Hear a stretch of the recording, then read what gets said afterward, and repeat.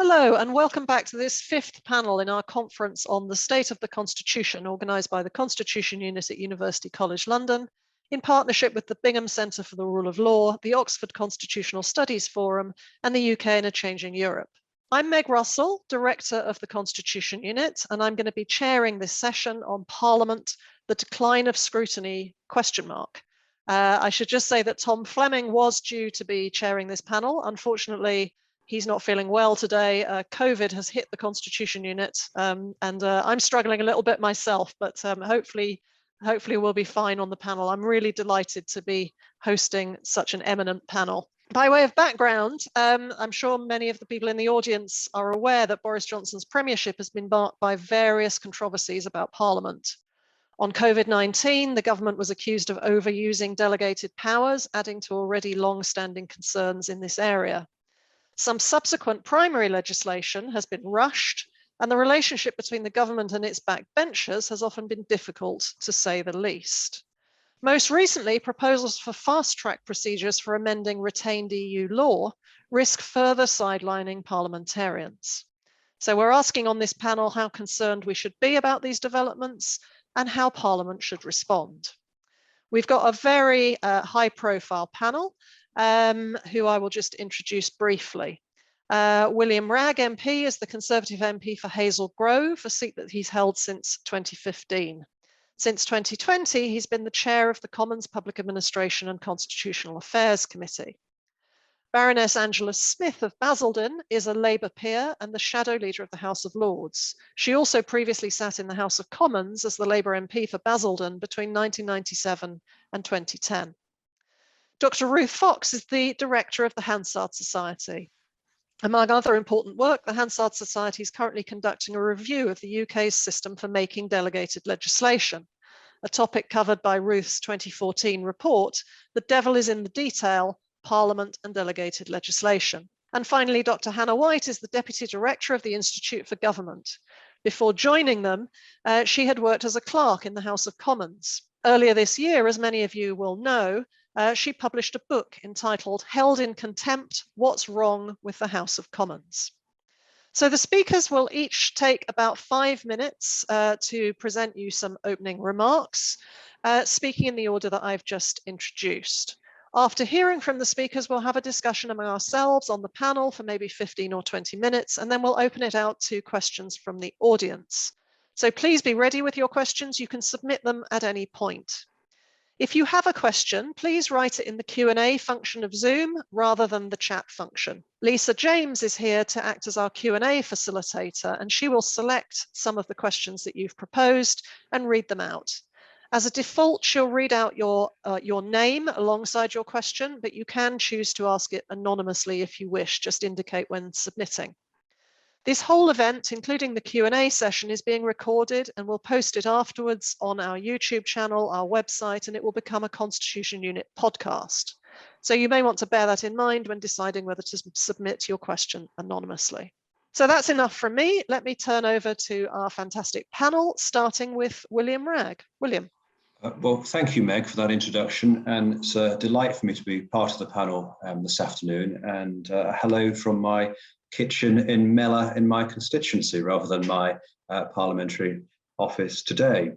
I thought you mentioned something that struck a chord with me in your introduction, Meg, in terms of the Prime Minister's sometimes difficult relations with his backbenchers. Now, that is an elephant in the room, perhaps, but I wonder, moving beyond the events of a couple of weeks ago, why that might be the case. And I think a lot of it has to do with the parliamentary scrutiny, or indeed sometimes the lack of, and the difficulties that have been encountered with that are responsible for at least some of the angst on the backbenchers, at least the Conservative Party.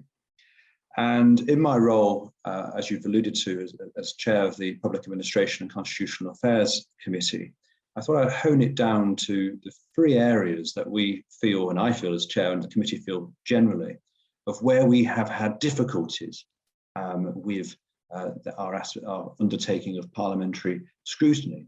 And the first is the appearance, or indeed the non-appearance of ministers and officials. When I cast my mind back to when we embarked on our inquiries onto the COVID regulations, we were sent very able junior ministers, please don't assume I'm being insulting when I say that at all, rather than the secretaries of state who we had in fact requested. We have the ongoing vexed question of the difficulties we've had in getting hold of Sue Gray to attend our committee. It would be refreshing because it has nothing to do at all with Partygate, but rather the issues around our inquiry into the propriety in light of Greensill saga. And just quite recently, we had presumably the Prime Minister stop the Cabinet Secretary coming when he was due to give evidence before us. We also have serious concerns about the information that is provided to Parliament. So I'll give you two examples on that, particularly when we've looked at our inquiry into the Elections Bill, now Act, fairly recently. We were very keen to get hold of the data that underpinned the government's determination to introduce voter ID. And despite the Secretary of State undertaking to send that to us, no such information was received, which has indeed led us to question if there was in fact any data underpinning that policy at all. And we also had very similar issues with regards to the introduction of the COVID status certification. If we cast our minds back to the height of the pandemic, asking for the scientific data that showed the utility of such documents. I think it's also fair to say that with regards to unregulated appointments, we as a committee have had some concerns as to how they've come about. Now, many of these may have been entirely successful. I think of Kate Bingham of the Vaccines Task Force. A more contentious one maybe in David Frost, depending on what your view on Brexit is. But nonetheless, the lack of scrutiny in how the government comes to some of those appointments is a concern. Conscious of time, I'll just end with a moot point. I'm not going to simply bash the government and say that they're alien to scrutiny and everything else. In fairness to the Prime Minister, if I might say so, he does at least attend the liaison committee more regularly than some had expected. But I think I would still place some attention on the role of members of Parliament and how keen they might be to provide scrutiny. It's all very well lambasting the executive for apparently hiding from it, but if nobody's seeking it in the first place, it becomes difficult to carry out. But with that, thank you once again for inviting me. That's a really helpful start. Thank you very much, William. Let's pass over to Angela now to give a perspective from the Lords. Thanks very much, Meg. Again, thanks for inviting me. I think it's really interesting to talk about this kind of issue of scrutiny. I was listening carefully to what William had to say as well.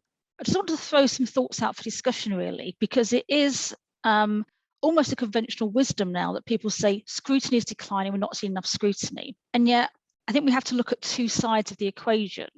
One is the capacity and the willingness to scrutinise, as William touched on, but also when you scrutinise, what happens to that scrutiny and the willingness to act on it? Where does it go from there? It's not something you can see in a vacuum. And I do think, and I'm not saying there was ever a golden age of scrutiny. You know, I've been a minister myself where ministers and governments said, oh, come on, particularly to the House of Lords, why don't you change what we're doing? Why don't you vote something down? There's never been a golden age, but I do think that the tolerance and the acceptance of scrutiny by government has declined. Having said that, I think some very good examples. And notwithstanding the problems William outlined, I do think the work of select committees is excellent in both houses. I was reading one of the reports from the Lords today, and I think anyone who saw the DCMS committee where Nadine Dorries was having to answer questions about the privatisation of Channel 4 will have been struck by how ill-prepared she was and how the answers didn't really stack up, particularly under Damien Green's questioning.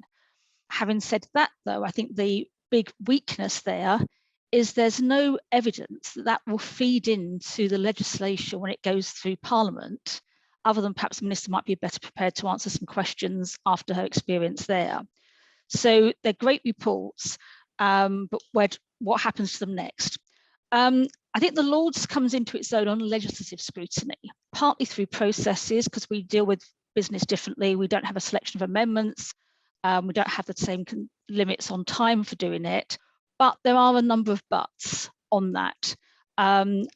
I'd also put it into context. I think each parliament has its own characteristics. If you look back, I'd say at 2010, 2015, the coalition government had a very large majority in the House of Lords, which was unusual. You had two parties in government, a huge increase in the number of Lib Dem peers. And I think ministers got rather careless and arrogant in answering questions and being challenged because they were absolutely confident they always had a majority for legislation. If I give you an example, both the health bill that went through in that parliament and the legal aid bill, they've been unravelled now because there were things around those bills that just don't work in practice. But I remember asking, what was the justification? What was the assessment done of reducing the House of Commons to the number of 600? Where's the evidence? And the answer I got was, it's a nice round figure.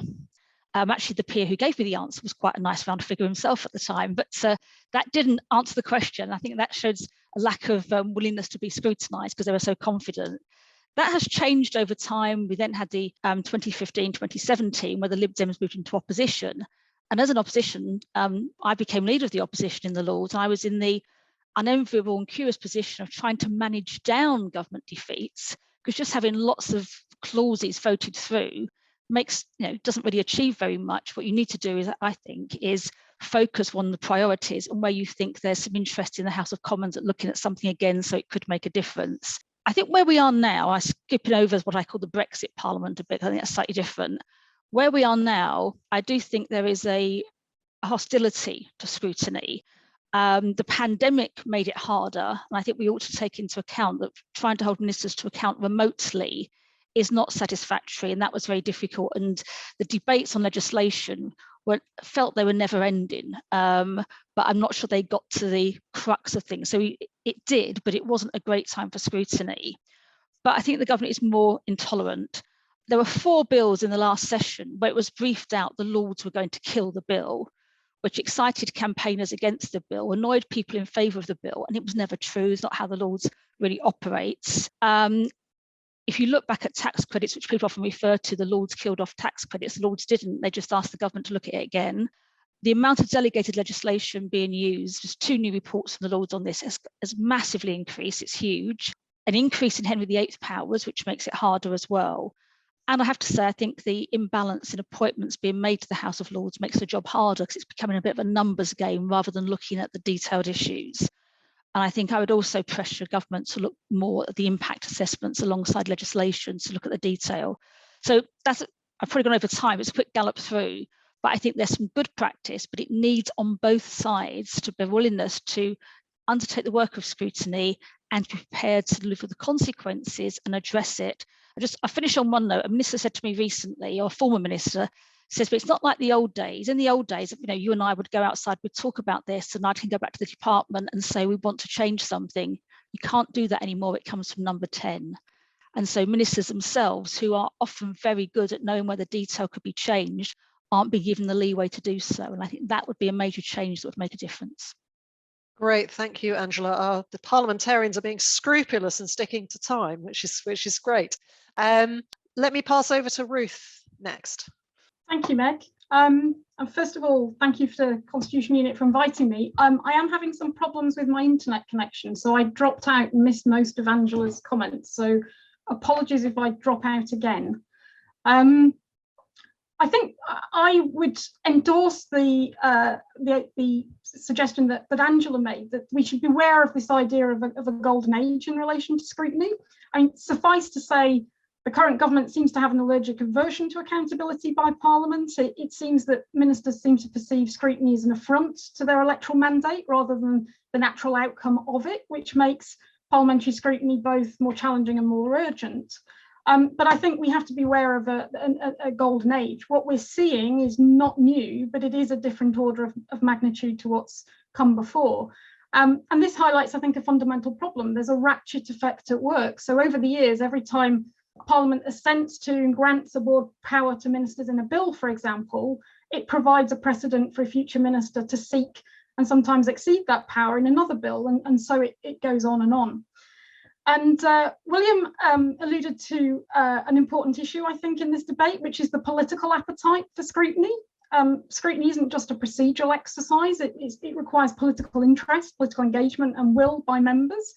And I think we have seen some changes in attitudes by MPs to the scrutiny process. So only a quarter of members of Parliament were in the House of Commons prior to 2010.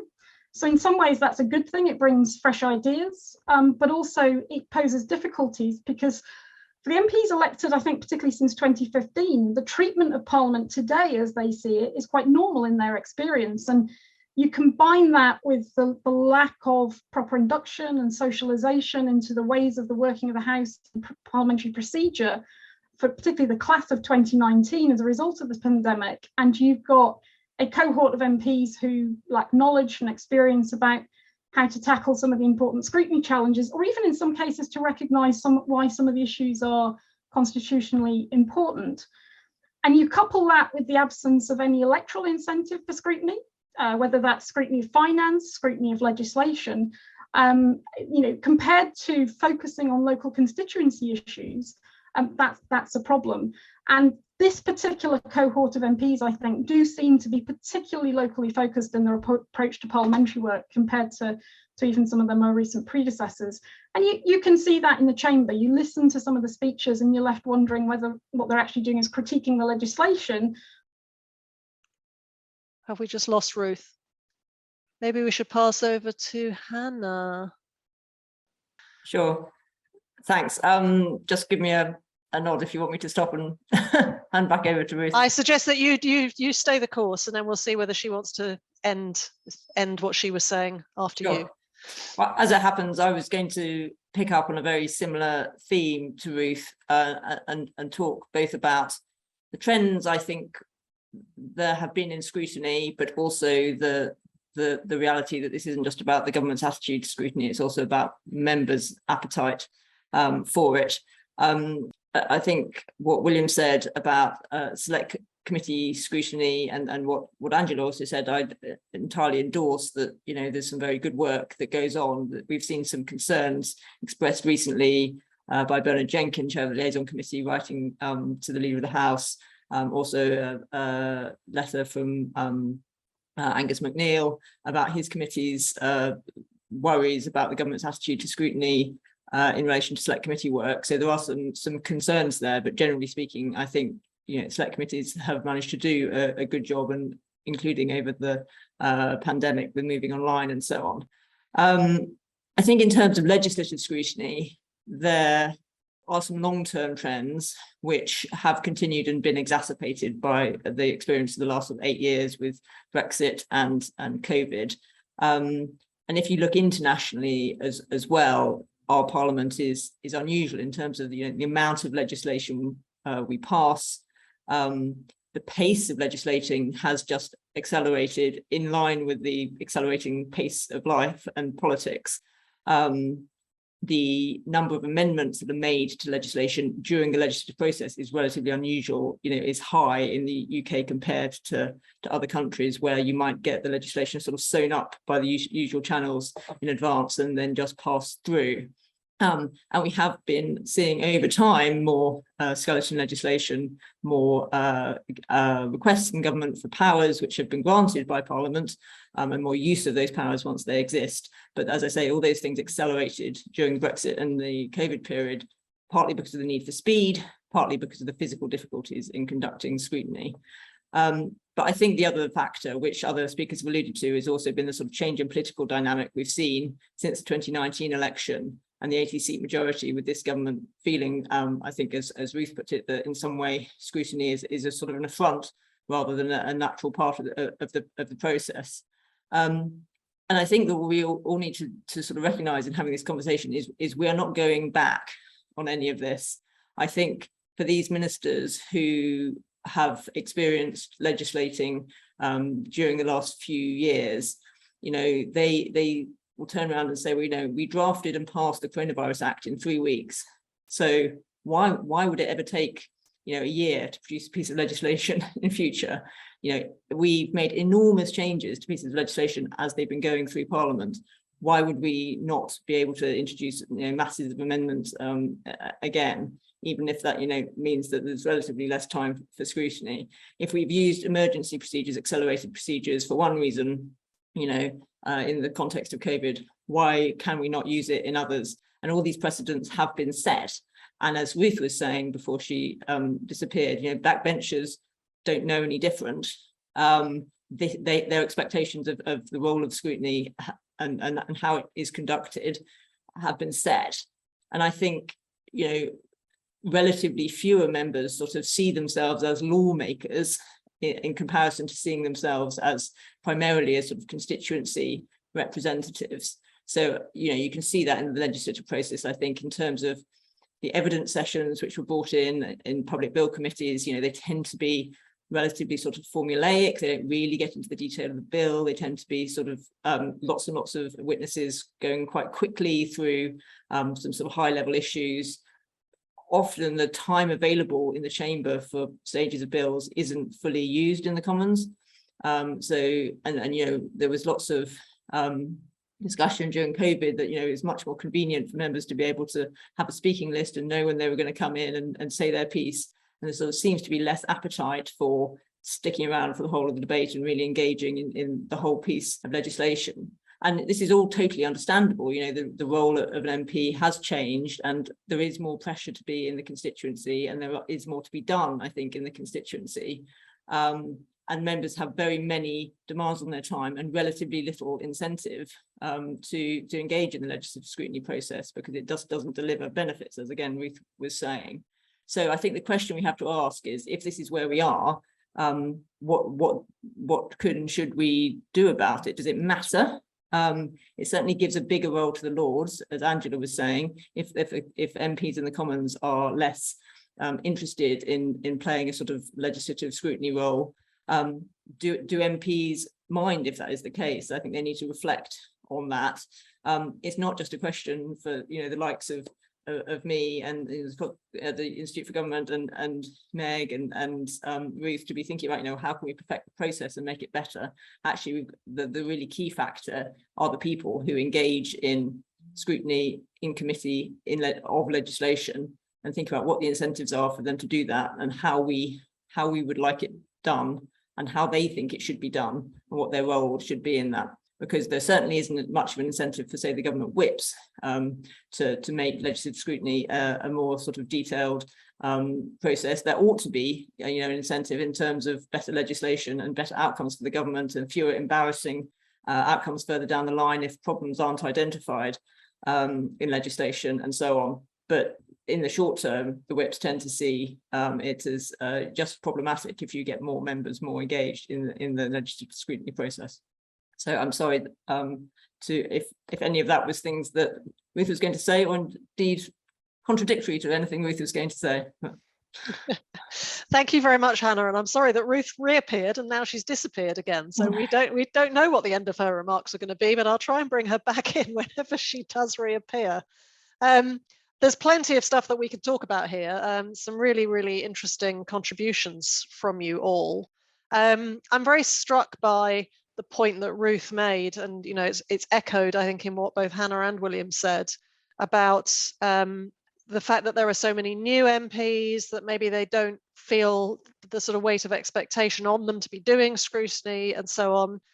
I've written a lot about influence in Parliament and tried to explode the myth that Parliament, in particular the House of Commons, is a rubber stamp because you don't see that much tension between it and the government, on the basis that actually there's an awful lot of negotiation that goes on behind the scenes between the government and particularly its own backbenchers in order to head off difficulties, which can create an impression that Parliament is weak.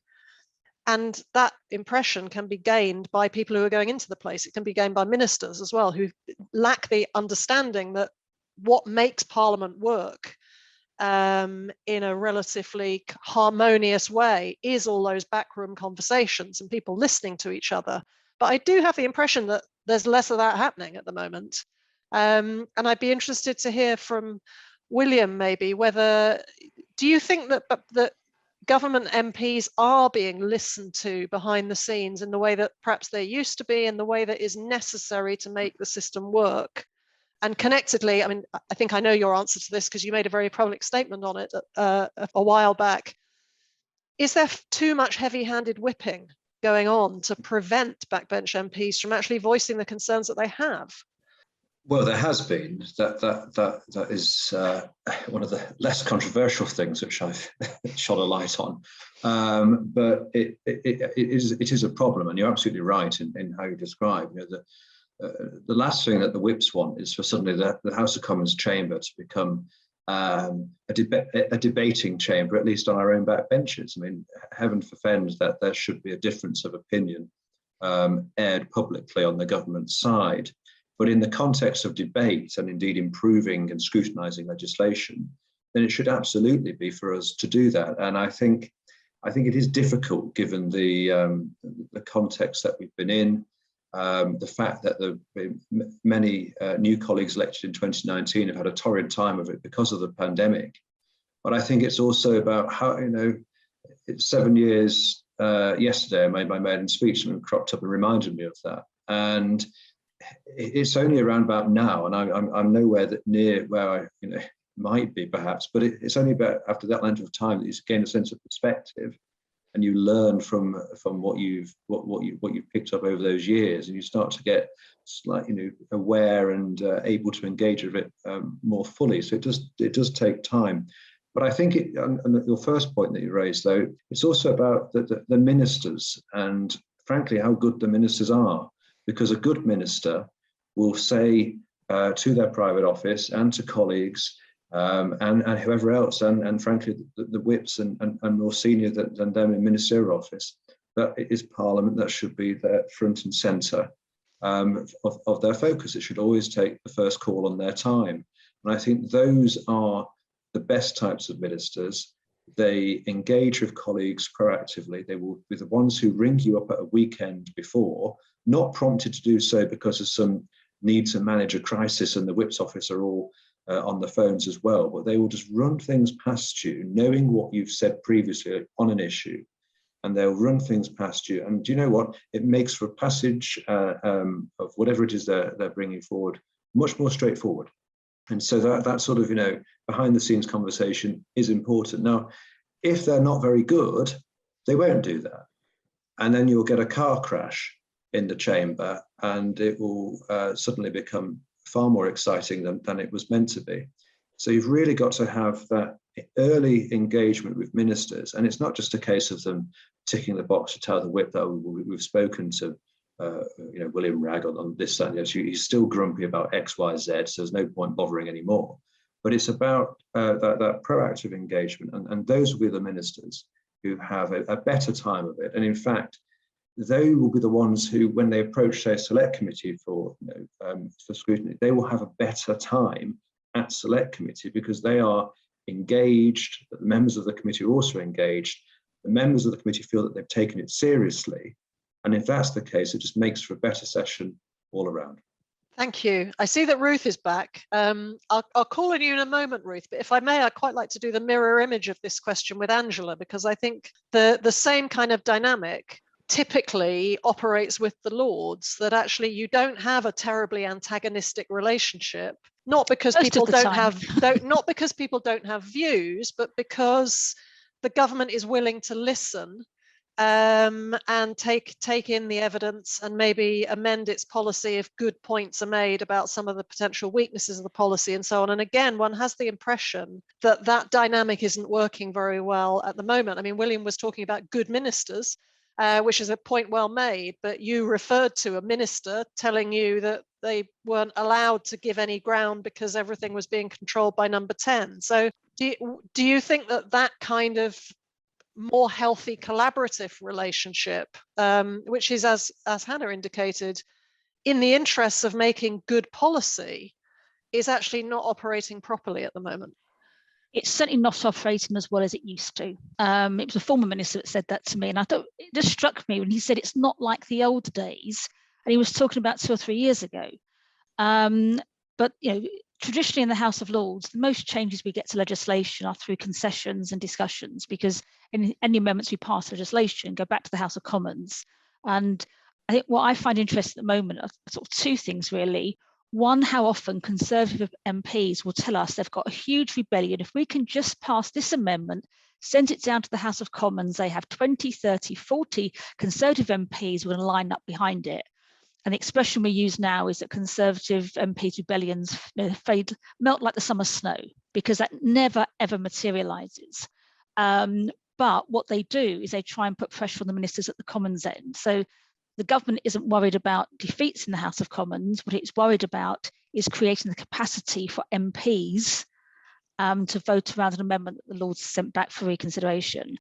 But yeah, I've had several ministers make the point that, well, I see the point you're making, that's a good idea, but number 10 won't allow it. And it does seem there's much more direction from number 10. Often, I think, advisors rather than ministers at number, the Prime Minister himself. But the instruction is just quash any changes. And for me, I think it's quite disappointing because, nobody gets it right first time every time. Most legislation, there's some glitches in, there's some problems with. And if the capacity to have those discussions is reduced, I would say though, both to Meg and I think Hannah, I'm slightly more sympathetic to MPs than perhaps about the sort of whole issue of scrutiny than perhaps people who haven't been MPs. I just think the workload of MPs is becoming impossible. When I was an MP, I used to say my work was in thirds. I was a third of my casework, a third was an advocate for the constituency, and those two things fed into my work in Parliament. I think it is getting increasingly harder for MPs to scope the space, A, because they don't feel as listened to, but B, the constituency demands are greater, whereas all I've got to focus on at my end of the building is doing the work of legislation. And I think that's a thought about when we're looking at House of Lords reform in the future, of how we manage that we don't lose the focus on some real good work on legislation. Yeah, I mean, certainly when you're looking at the end of the last session, when the government, we might come on to this session and how crammed it is and what that means for the relationship between government and Parliament. But at the end of the last session, you had this pile up of bills, didn't you, that needed to get through very quickly. Yeah, well, and I think most of us on the outside were assuming that that would result in some concessions. And particularly one of the ones we were watching very carefully was the elections bill, those constraints on the Electoral Commission, which William's committee had spoken out against. That looked like a definite case of where you were going to see some compromise, and yet it didn't happen. So something strange seems to be happening. Yeah, there was some limited compromise on that. Actually, the trade union part of the bill on funding, that was taken out completely, and there was some limited movement on Electoral Commission, that absolutely not enough. Yeah, and I was regularly here, very frustrating. You're here till midnight, a couple of times till 2 a.m. in the morning. The MPs have gone home hours ago. That was partly, though, bad management from the business managers in government. The things that were slightly controversial had been held up in the Commons and then all brought through to the Lords at the same time. But yeah, normally there would have been much more discussions with ministers.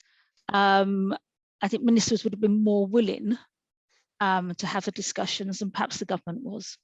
William, you may or may not want to comment on that bill. I did think it was very interesting that your committee put out a very strong message on it, and yet there was still no give by the government on those issues of control of the Electoral Commission. No, and unfortunately, I think it doesn't mean to sound flippant, but there was either a lack of interest or lack of understanding from too many of my colleagues. And I found myself at one point in a grand rebellion of, I think, one, which was me, and possibly David Davis on the issue of voter ID. But I certainly wasn't one of those who'd overpromised to Angela 30 or 40. Very much a lone ranger in that respect. Yeah, I can confirm it wasn't William. Thank you both. Ruth seems to be back and with a relatively stable internet connection. So Ruth, do you have the remains of your original remarks? Some other points you'd like to make before we go back to a bit more discussion? Well, fingers crossed, having one of those days. Some of what I've just been able to pick up reflects some of what I was going to say. So I was talking about MPs, and I think this question about appetite for scrutiny by members of Parliament, I think is critically important. And it is about what Angela was saying. In part, it's about time. I mean, certainly I've been picking up, in conversations with members that, for example, constituency casework has exploded during the pandemic. I mean, some are talking about having 40% more paid casework than they had prior to 2020. So, there is a problem there. A big issue is resourcing as well. If you look at where a lot of the interest of MPs is and where they feel that they can make a difference and are effective, it's scrutiny around select committees. if you compare scrutiny, so resourcing of scrutiny of financial work or legislation compared to what's available to MPs in terms of scrutinising at the select committee level, it's poles apart. And I think that is part of the challenge as well, coupled with the procedures that they feel they can make a difference, they can make a contribution on select committees. It's much more difficult for them to feel sitting in, for example, delegated legislation committee on statutory instruments, that's making any impact at all, and that is a good use of their time compared to spending time on constituency matters. So we've got to sort of try and change the incentive structure, and that's something that we're looking at in our delegated legislation review. How do you put in place the carrots and sticks to persuade government, and also to persuade the opposition front bench, because they're a government they perceive in waiting, and some of the procedures and processes are things that they would like to have to hand if they were in government. And it's always useful, instructive to look at these issues from the opposite end of the telescope and say, well, in terms of legislation, is this, is a Labour government going to produce less skeleton bills? Is it going to stop using Henry VIII powers? Is it going to stop using the Queen's speech in the legislative programme as a sort of form of extended press release, or not? And I suspect not. And particularly if it's a minority government, the chances are they're going to legislate more by statutory instrument. So how do we build in the sort of the incentives and the dynamics to persuade the two front benchers of the case for reform? And that's, I think, where the challenge is. So I'll leave it there, so we've got time for questions. Well, I think it links up to something that I was also inclined to ask the panel, which maybe we should start with you and Hannah, but the other two will probably have thoughts on this as well, because there's a common theme coming up here in terms of the responsibilities on MPs. So, scrutiny, if there's a lack of scrutiny, it can cut both ways. It can be that the government is being uncompromising. It can be that parliamentarians are not actually pressing hard enough or putting the time in or focusing on the detail adequately or whatever it is to actually test government and its policies and hold the government to account. So there's been quite a few comments along the lines that there's some problems on both sides. So there is an obvious question then, what can be done to encourage MPs in particular to take those responsibilities more seriously? I don't know whether Hannah, you would like to come in. The IFG has done work with new MPs in the past, I know, to kind of ready them for their parliamentary role. There's the general scrutiny responsibility that MPs have. There's also something that I've commented on in recent weeks, which is the ultimate constitutional responsibility that MPs have. This came up on the standards panel yesterday, that in a political constitution, the buck stops really with MPs to look after the constitution as well as to hold the government to account. So are there things that we can do to change their incentive structures or just offer more encouragement, do you think? Yeah, so I mean, I totally agree with you on that last point, that I think, it is desirable for MPs to see themselves as having that sort of stewardship role for the Constitution. But it's also a really hard ask for all the reasons that Angela has said, that they have a lot of other priorities before it comes to thinking about, well, actually, is what I'm doing upholding the Constitution, strengthening the role of Parliament, and all those sorts of things that you might think would be core to what an MP, having aspired to get into the House of Commons, would want. But of course, they have their constituency responsibilities, their party responsibilities, everything else that they're trying to achieve. So that's not always at the forefront of their minds, understandably. And I think there are a number of, if you ask the question, what can be done about this? Again, fundamentally, it comes back to what do they think they can try to achieve by engaging in this? And in a situation where, as Angela was saying at the start, even if there is good scrutiny, the government, nothing changes from the government's point of view.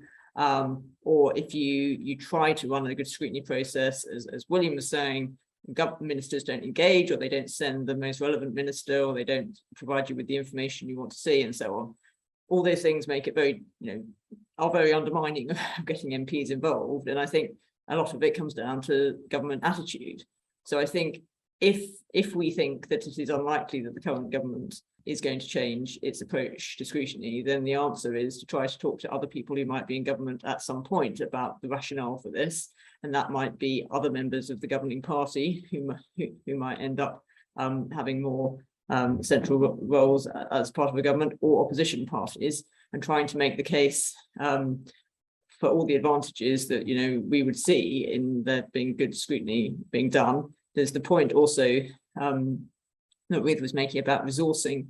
I do think that's it is quite difficult. Having worked in the Public Bill Office, it can be quite difficult for backbenchers to get a handle on what is the scrutiny process that they're being asked to engage in. How can they most meaningfully do that? And they don't have a lot of it relies on someone good in their office getting their heads around it, having the the spare capacity to come and help them engage on the piece of legislation that they've been put on the committee for, or if they're not on the committee but and this is another problem I think with MPs and legislative scrutiny, is often the ones who have the most interest in a piece of legislation don't end up on the committee, and then how do they end up engaging? So I think there is something around potentially thinking through ways of giving MPs more resource and capacity and understanding and ability to engage in the process as it exists. And then as Ruth was saying, different ways of maybe making those procedures work better, but fundamentally it has to come down to the incentives. Ruth, I'm hoping that you are you're there at the moment. I was going to throw this question over to you because I think you may have thoughts on it as well, how to sort of mobilise MPs to take scrutiny seriously. But I also wonder, this may be unfair, but in the opening remarks to this panel, I said one of the things that's coming up is the so-called Brexit Freedoms Bill, where there's talk of fast-track procedures to allow amendment of retained EU law. And that feels like it's very much in your area because it looks like another form of sort of delegated legislation process. And if we've got to a point where we're kind of normalizing a lack of scrutiny, that MPs are getting used to not really having much input into things, is there a danger that we're about to see amendment of a whole raft of sort of decades of legislation from the EU changed without much oversight? If you could take that, and then maybe I'll invite William and Angela to come in on that, and then maybe we'll go to audience questions. So if you haven't put your question in yet, do put it in the Q&A. But Ruth. Thanks, Meg. Yeah, I think there is a big risk in relation to retained EU law, and much will depend upon whether the government comes forward with a proposition. It wants some kind of accelerated procedure. What does that look like? I mean, the whole point about delegated legislation scrutiny procedures is they are quite accelerated, and very accelerated if they want to use the urgency procedure. So, they can do things quite quickly and with minimal oversight. So we'll be looking at the bill when it comes forward and saying, is there a sifting committee in there? What kind of model is it? Are they simply proposing to put all this stuff through sort of traditional delegated legislation pipelines, or are they going to invent some new scrutiny procedure? And one of the difficulties with delegated legislation scrutiny is increasingly its complexity, which makes it difficult not just for MPs and peers, but also for the civil servants themselves. So I think this is one of the areas where you can look at sort of the incentive structure and sort of say to government, something we're considering as part of our review. Look, the amount of time that ministers and civil servants, for example, spend preparing for delegated legislation committees, in particular in departments like, DEFRA or Transport or the Home Office, given that everybody is agreed that by and large these procedures are pretty purposeless, pretty pointless, why is everybody agreeing to spend all this time and all this resource and effort on that? Wouldn't it be better to come up with a different model which has benefits for everybody in the process? On terms of legislation, I mean, one of the things we're looking at is, how can you better provide information to members that helps them navigate through, the legal text, when if they're not lawyers, they haven't got that sort of experience and expertise, particularly when they come new to the House. So we're looking at sort of developing something like a delegated powers toolkit that we'll publish in the autumn, which is almost sort of like a logic gate approach. If this, then think about X. If that, then think about Y. So that you at least give MPs tools to be asking some of the right questions and to understand why some of the kinds of things that they'll see drafted in delegated powers are problematic. And I think we'll see whether those sorts of things have any impact, and whether there's any uptake over time. Thanks, Ruth. William, would you like to come in on the Brexit freedoms question? Well, without going into too great a detail on it, then there would seem to be something lacking, but it really goes back. The question is why that is. Is it for the government in a rush to get it done, to show something for this term beyond the legislative time that was lost, perhaps, to COVID and so forth? But I wasn't actually, to share an anecdote. I remember, and I mentioned my anniversary of my maiden speech, which happened to be the Education and Adoption Bill in 2015. And I remember approaching Margot James, who was absolutely lovely and was a whip at the time. And she was whip in education. And I'd been a teacher for about 5 minutes before becoming a member of Parliament. So I thought, well, I'd volunteer my services for the Bill Committee. And she was astonished, I think, to have been approached in this manner, showing perhaps my naivety as to how the place works. And I've actually been asked to serve on very, very few Bill committees, which you can read into that what you like. But I think I'd want to study more closely what's been announced with regards to the Brexit freedoms, but that there would seem to be a deficiency in what outlined. But of course, there are quite a few controversial measures in this Queen's speech, not just the Brexit freedoms, but for example, what we were talking about on the previous panel on the courts, or I was watching, they were talking regarding the Bill of Rights. We've also got the question of the Northern Ireland Protocol. Do you foresee problems ahead in the Commons on those things? And then I'll ask Angela whether she foresees problems ahead in the Lords, which there might be a more obvious affirmative answer, I imagine. Well, I put my name to a joint letter requesting pre-legislative scrutiny of the Bill of Rights, along with Bob Neal and Harriet Harman, I think Baroness Drake as well, from the Lord's end. And I think for something of such fundamental constitutional importance, I would probably say on the outset broadly in favour, but I still think for something of such constitutional importance, it should be given. Parliament should be given every opportunity to scrutinise it, and sometimes pre-legislative scrutiny is a very helpful thing to government. So I'm very disappointed that offer wasn't taken up, and I think that therefore it depends. I'm afraid it all goes back to what is the interest among members of Parliament, and without sounding too grand, it depends what they think that their job is. And Angela very ably explained, sort of dividing yourselves into three. Absolutely, I'm going to be spending Saturday with about 4 different fates going around doing this, that, and the other. But MPs are fundamentally there to make the law, and I think that it has swung in such a way the other way that speeches during debates are often used simply as a means of hooking on local examples of whatever it is that people are talking about, rather than engaging with the fundamental substance of a bill. I think it requires MPs really to think deeply about what their purpose is, if I can be so bold to say, and perhaps reflect, and also not to assume that the public are not interested in what, they're not interested in necessarily all the details of everything, but I think they do have a respect for people who approach the role as Member of Parliament with a greater degree of attention to those things of lawmaking and taking it seriously as well. But I think it's an impossible situation, really, but it does require a Member of Parliament to sort of step outside of themselves for a moment and just reflect on what their purpose is. Angela, I said I'd bring you in, but let's be quick so we can get to the audience. Just these constitutional matters on Brexit freedoms, perhaps limited scrutiny, and then obviously on the Northern Ireland Protocol and on the Bill of Rights, you have these potential questions of international law. How do you think the Lords is likely to respond? This always frustrates the government because the Lords want to debate and engage with these issues, and the power of the Lords on these issues is to send them back to the House of Commons to think again, to give a breathing space for reconsideration. And that's what the government doesn't like. And it's probably not insignificant that the government wants to hive the House of Lords off to another part of the country and not just out of the building, but into a different town, when I think Parliament would be better to engage the two houses together more.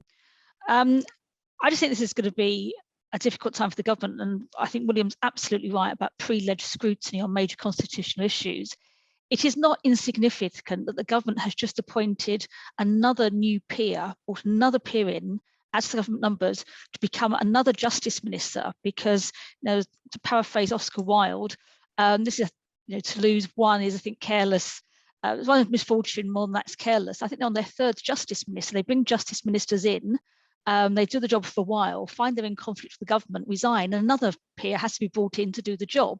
And I think it's hugely significant that's happened on justice more than any other issue. So we'll see what happens with this bill, but we'll examine it in the detail as it normally has, and expect to see the government winds it up about the unelected lords, about how dare we do this, the public want this, and some rather lurid headlines in newspapers. It doesn't put us off, we just get on plodding away and do the job we're there to do in a very sort of methodical way. But I think that pressure being put on the Lords not to do that job is becoming increasingly great. Can I say something very briefly about some secondary legislation, Meg? My experience in the House of Commons on secondary legislation, if somebody was asked to go on a committee, they'd say, why me and how long will it take? And ministers, it was sort of, how quickly can we get this through? The Lords is very different on secondary legislation. We rarely, I think only 5 times since 1945 have we voted against something secondary legislation, but we do put regret motions and debate them and take them more seriously. And it's significant, it's the only part of Parliament that has a committee looking at the details of secondary legislation and doing reports on it. So I think, as we're seeing more secondary legislation, it's becoming more and more important. If one thing could change, it would be the information the government provides at the time legislation goes through, to say what secondary legislation they envisage in that, and before the bill gets to report stage, to publish what that's going to be, because it's gone way beyond detail and it's going into deep policy now. And I think that would be a hugely significant change in scrutinising legislation. Thank you. There's some input for Ruth's review. Let's pass over to Lisa for audience questions. I can see there's a number stacked up, but I haven't read them. So Lisa, pull some out for us and let's put them to the panel. Yeah, we've got some really interesting questions coming in, and we're going to start with a round which are asking the panel to comment on what's happening now in a sort of broad perspective. So our first question is from Paul Tyler, Lord Tyler, who asks, does the trend which all 4 panel members outlined add up to parliamentary acquiescence in a slide toward Hailsham's elective dictatorship? Very similar question posed by an anonymous attendee who asked whether this should be considered a case of democratic backsliding. Another anonymous attendee asks, if the political constitution is insufficient, is the answer to admit that and move on to focus on strengthening the legal constitution? And a similar message is picked up by Amanda Weston, who slightly provocatively asks, where does all this leave the fiction alive and well in the courts that Parliament legislates with its eyes open? Courts are increasingly unwilling to use common law principles to fill in the gaps, even if absurdity results. Yeah, there's some really interesting stuff there. This idea of backsliding has been a bit of a common theme through the conference. It came up on the courts panel just now in terms of sort of executive aggrandizement. It came up on the standards panel that I chaired yesterday. And that question about Parliament versus the courts, if Parliament isn't scrutinising properly, does that actually make the courts feel that they've got more of a right to weigh in, which seems to be exactly the opposite of what the government actually wants? Hannah, would you like to go first on some of this? Yeah, thanks, Meg. And so many interesting points there to pick up on. I mean, one that I think is the one that almost I find most troubling is, and this is a theme that I picked up on in my book, which you mentioned at the start, is this idea that the whole business of scrutiny is in some way Parliament setting itself against the people. So the narrative which government sort of seems to want to bring forward when it's convenient, that actually if the Lords is getting into something in detail, then that is unacceptable because of the lack of the Lords' democratic mandate, that it must necessarily be against the wishes of the people for that to happen. If there is challenge to a government policy, or even in some cases a wish to question, even without getting to the stage of challenge, that is unacceptable because the government has a mandate from the people. And I just feel there's this subtle reframing of the relationship between government and parliament, which is sort of repeatedly reinforced just in different circumstances, which I think is really problematic from a parliamentary point of view. And you picked up on it also in relation to the sort of relationship between the executive and the courts. But I think that is the thing that parliamentarians need to be awake to, that actually their role in conducting scrutiny is legitimate, and that is a narrative that needs to be put forward regularly also to counter the messages that come from the government and the messages that wind up on the front pages of newspapers about anything that the Parliament does being just sort of framed in that way as inappropriate. And I think that is the thing which you can change the practices of scrutiny. You can change sort of opportunities for MPs to do things, but fundamentally at the end of the day parliamentarians are there doing this on behalf of the public, but that message is somehow getting skewed, I feel. And we seem to get a bit muddled sometimes, don't we, with suggestions that the government has a direct democratic mandate, which of course it absolutely doesn't. The government is the government because it has the support of Parliament. Parliament's the democratic body. Exactly. Who else would like to come in on this? We've got the interesting question of the political versus legal constitution and whether it's failing, right? Everybody, Angela. And then William. Yeah. I'll just pick up what Hannah said. I'm not so much sure that government confuses government with Parliament, but I think very much that government confuses government with the House of Commons. And they almost, it's the same. And therefore the House of Commons, because it has, especially if the government has a big majority, passes something. And then I was actually told on debate on a bill by the minister that this wasn't amended in the House of Commons, so you mustn't have any amendments to it either, which is an extraordinary statement to come from a minister on the detail of a bill. And I think the point Hannah made about the government not being challenged because that's the public will, the mandate, the point is really valid. The 1719 Parliament on Brexit, I was probably one of my worst times in Parliament. That's probably few parliamentarians wouldn't say that.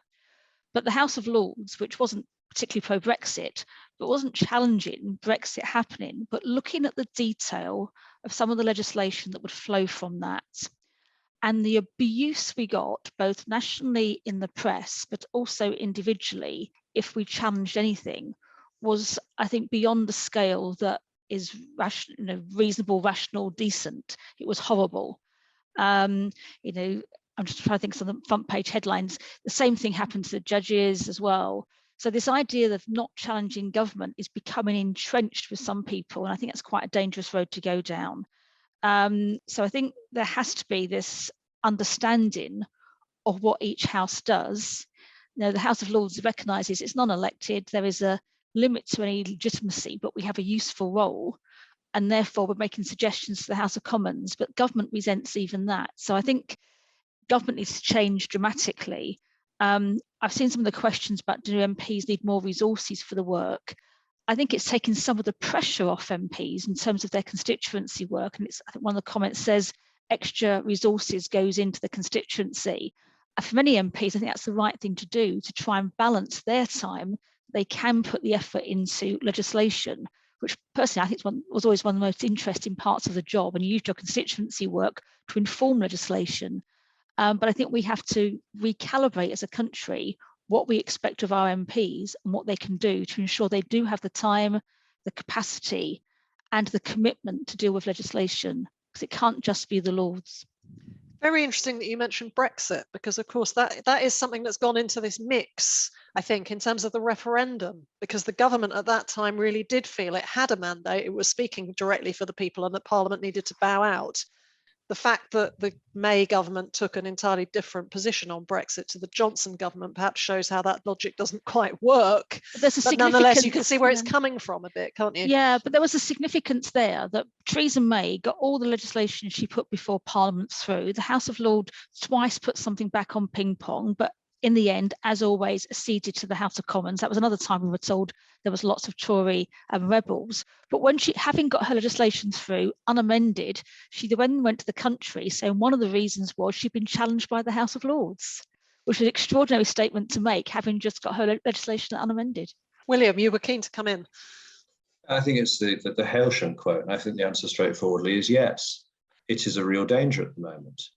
And you get various members of the cabinet, some of whom, I would consider constitutionally qualified. Whether Jacob Rees-Mogg saying that we have a quasi-presidential system of government. Well, no, we don't. News to Her Majesty, I imagine. But we certainly don't have government by Parliament, but we have parliamentary government, and I think there's a sort of a very short-term convenience in praying in aid of what is perceived public opinion in order to, frankly, browbeat parliamentarians into what they should do. And I'm going to exclude the House of Lords from that, but rather from the House of, in the context of the House of Commons. And I think, we should always judge this. I think Ruth mentioned it earlier in terms of the other end of the telescope. Well, should always, I as a Conservative should judge it. Well, what would I think of a Labour government doing this? What would I be saying? I'd probably say hopefully what I'm saying at the moment. But I think it is a real danger. But it really will take my colleagues collectively to realise that this way of frankly having a fight on everything, where there isn't necessarily a need for a fight, it seems sometimes, is really a very short-termist approach to keeping a functioning constitution, which we only have temporary stewardship of before somebody else inevitably takes over. Thank you. I was thinking exactly the same thing on the courts panel, whether Conservatives would be so relaxed about a Labour government taking so much power. But Ruth, I can't actually see you, so you're at a slight disadvantage. We've only got 10 minutes left. So what I'm inclined to do is go to Lisa for another round of questions and then take you first on the next round and comment on any of those things if you've got further stuff to add. Otherwise, let's get some more questions in. So Lisa. Okay, we're going to move on to a round of questions about opportunities for reform. So picking up on some of the things that have been mentioned by panelists before, the A-level students of St Philip Howard School Politics Department ask whether we need to give select committees greater powers to aid Parliament's scrutiny role. We have a couple of questions about what comparative lessons might be learned. An anonymous attendee asking whether we see differences in the trends between the UK government and what's happening in devolved legislatures. Picked up also by John Davies, who asks whether there are examples that might be drawn from other jurisdictions to aid us in thinking about the future of scrutiny. And finally, Adam Goodwin asks a question about MP behaviour, saying a lot of contributions in the Commons appear to be designed for MPs to share on Twitter rather than to really scrutinise what the government's doing. Is that a fair read? And is there more the Commons can do to scrutinise the government on the floor of the House? Interesting. Thank you very much, Ruth. I think you're a very well qualified person to start with some of those questions. So go ahead. And if you want to say anything about the previous discussion, then do throw that in. This relates a little bit to this sort of debate, one of the earlier questions about is Parliament acquiescing in this process? Is there sort of more that could be done? And I think you have to think about there's sort of hard challenges and soft challenges in terms of changing the dynamics of the relationship with government. So, I mean, in the House of Lords, for example, Lord Judge has spoken about, the House of Lords ought to reject a statutory instrument, and only when it rejects it will the government then sort of sit up and take notice and perhaps change. The problem, of course, is that a previous administration threatened to, strip the Lords of powers to scrutinise statutory instruments if it did that. So you've got this threat, this sort of Damocles hanging over one house in relation to an important strand of legislation. So you're looking at other areas, other things that could be done. And I think it's interesting the Delegated Powers Committee in the House of Lords has said, they're going to report on government departments at the end of each session about the quality of the legislative process. And already you can sort of hear the rumbling in departments of concern about what that's going to mean for them. So that gives you sort of soft challenge and soft incentives to try and change the dynamics. One of the issues is that the MPs are at a disadvantage compared to the unelected House when it comes to some of these scrutiny matters, and a lot of MPs don't realise it. So the fact that the House of Lords has a scrutiny committee for statutory instruments, has all the resourcing that comes with that, but that's not available in the Commons and is not offered, there aren't the procedures in place for it. That puts the elected House at a disadvantage compared to the unelected House, but the elected members, too many of them don't realise it, and consequently it doesn't come up so much as an issue. In terms of some of the last set of questions, in terms of difference in trends between the UK and the devolves, I mean, on delegated legislation, not that much. There are issues in the devolved legislatures about how they scrutinise statutory instruments, about the information that goes to their committees from the devolved administrations about statutory instruments, compounded by the fact, obviously, that sometimes Westminster's legislating through statutory instruments for the devolved areas as well. You've got, criticisms of the SNP government in Scotland for the kinds of powers it's wanting in some of the bills that it's bringing forward. So there's quite a common pattern developing.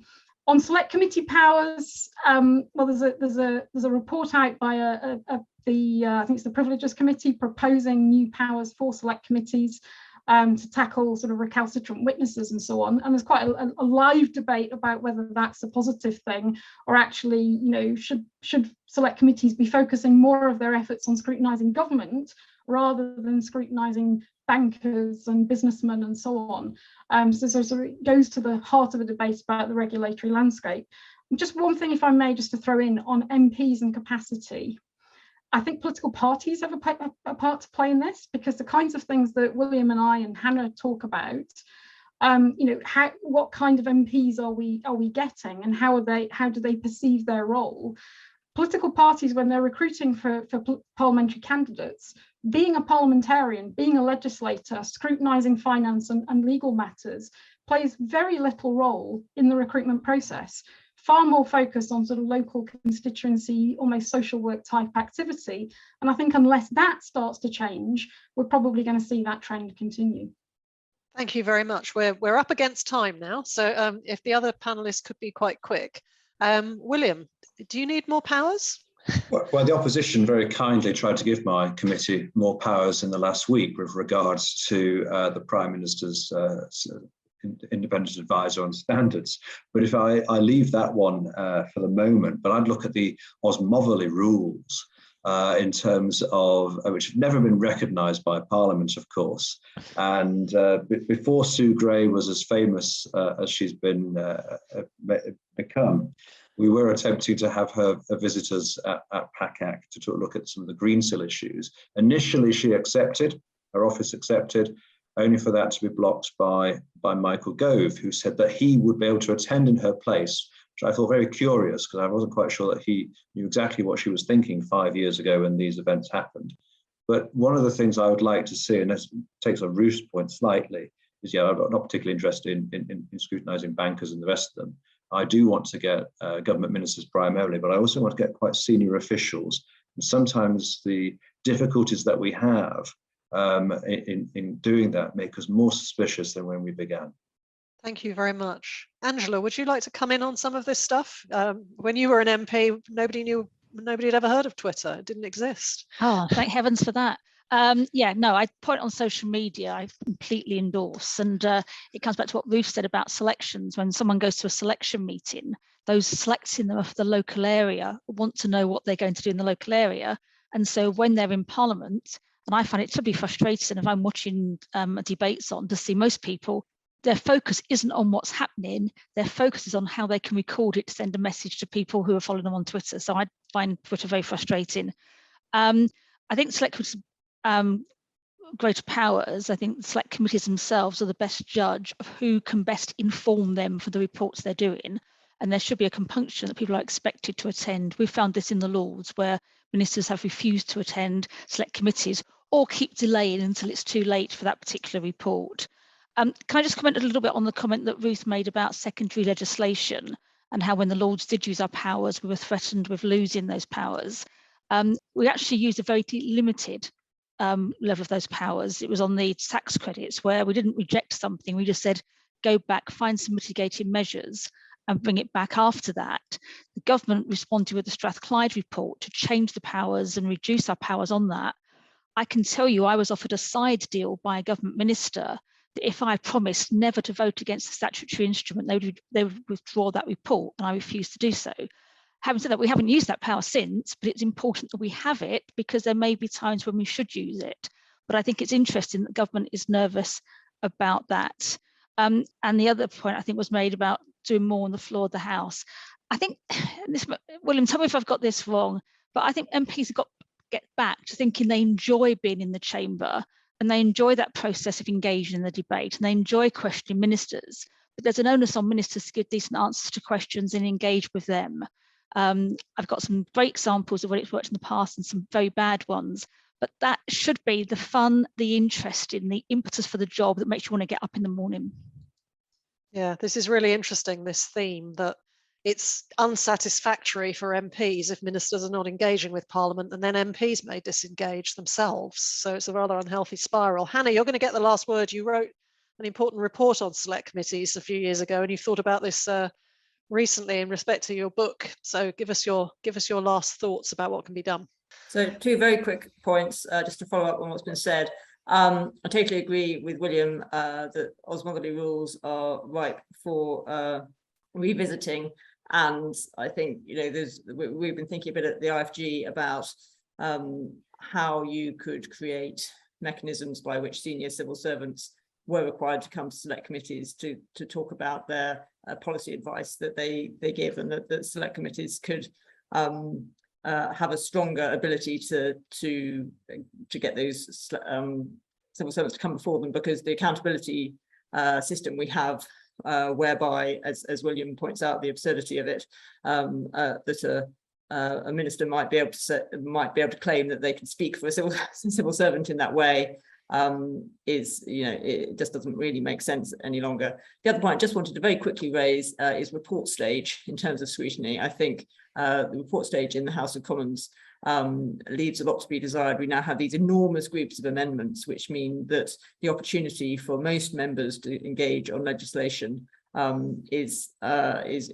really restricted, because even if they get an amendment down at a report stage, it's likely to be lost in the middle of a massive group of amendments. That theme, that important issue that they wanted to raise, very likely won't get discussed in any coherent way. So I think report stage needs to be thought about again if we're going to talk about practical ways of improving legislative process. Thank you very much, Hannah, and thank you so much to the whole panel for your insights. I feel like we could have kept this going for an awful lot longer. There's just so much to say. Thank you to the audience for being here and for your questions. I'm sorry if we missed your question because there were too many to fit in the time. Thank you to Lisa for fielding the questions. Just a reminder that the recording of this session will be available on our podcast and on our website soon. So if you've enjoyed the session, do please recommend it to your friends and colleagues, and you'll receive an email to let you know when it is available if you were registered for the session. So this is the penultimate session for our conference. We just have one last session to go, which happens at 4 o'clock this afternoon. That is a keynote speech from the former Conservative minister and now popular podcaster, Rory Stewart, which I am delighted to be chairing. So we hope that many of you will be able to rejoin us on the same link that you've joined the rest of the conference for at 4 o'clock to listen to Rory Stewart. But thank you once again to all of you for being here and attending the conference. Bye-bye.